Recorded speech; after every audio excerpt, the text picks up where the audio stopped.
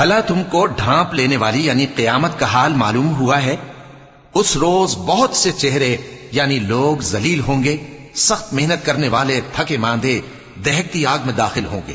ان کو ایک کھولتے ہوئے چشمے کا پانی پلایا جائے گا، ایک سخت خاردار جھاڑی کے سوا ان کے لیے کوئی کھانا نہیں ہوگا جو نہ مفید غذا بنے اور نہ بھوک میں کچھ کام آئے۔ بہت سے چہرے یعنی لوگ اس روز شادماں بھی ہوں گے، اپنی محنت کے بدلے پر خوش۔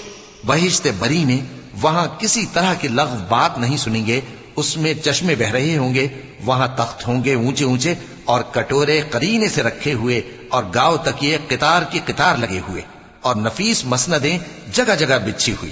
تو کیا یہ لوگ اونٹوں کی طرف نہیں دیکھتے کہ کیسے عجیب پیدا کیے گئے ہیں، اور آسمان کی طرف کہ کیسا بلند کیا گیا ہے، اور پہاڑوں کی طرف کہ کس طرح کھڑے کیے گئے ہیں، اور زمین کی طرف کہ کس طرح بچھائی گئی؟ پس اے نبی صلی اللہ